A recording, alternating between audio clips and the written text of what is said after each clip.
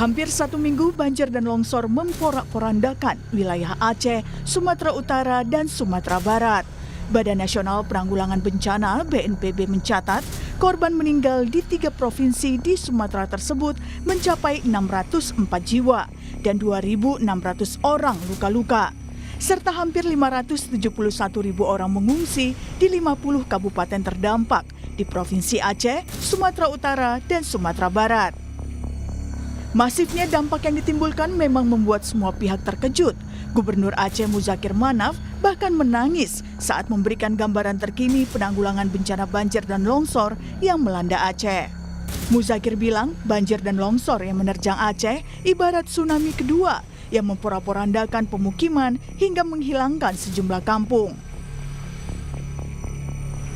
Jadi Aceh sekarang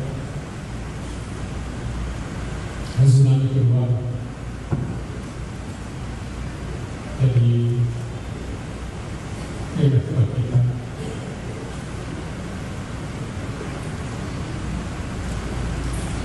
Untuk menyelamatkan mereka yang terpaksa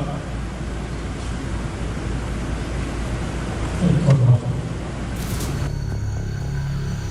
Tak hanya itu, 3 kepala daerah yakni Bupati Aceh Selatan, Aceh Timur, dan Pidi Jaya bahkan menyatakan tak sanggup menangani bencana.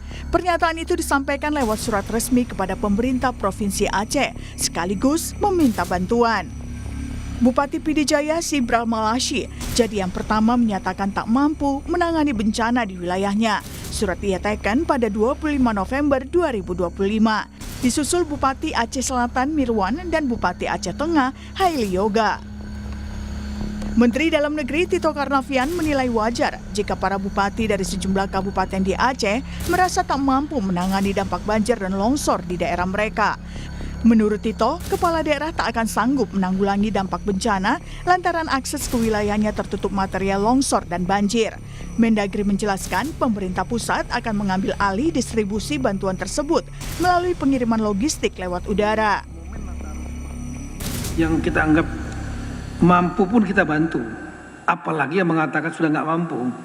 Dan memang kita melihat wajar dia mengatakan nggak mampu, karena daerah yang tersulit, dia dari mana mau dapat makanan, logistik, kalau bukan minta bantuan kepada pemerintah yang di atasnya.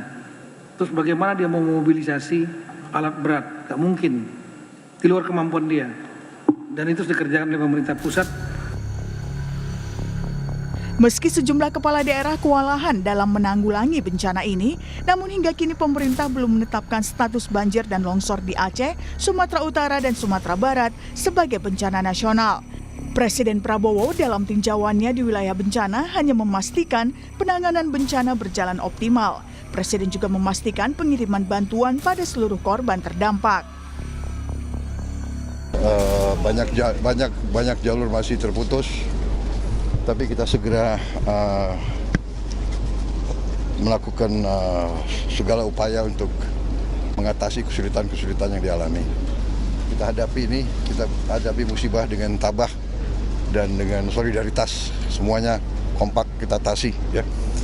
Negara kita kuat sekarang, mampu untuk mengatasi, ya. Lalu, siapa sebenarnya yang berhak menilai satu bencana sebagai bencana nasional? Berdasarkan Undang-Undang Nomor 24 Tahun 2007 tentang Penanggulangan Bencana, Pasal 51 menjelaskannya. Dalam poin 1 disebutkan, penetapan status darurat bencana dilaksanakan oleh pemerintah sesuai dengan skala bencana.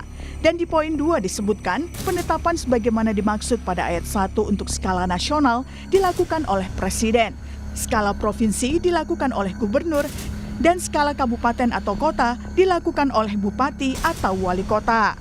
Tim Liputan, Kompas TV.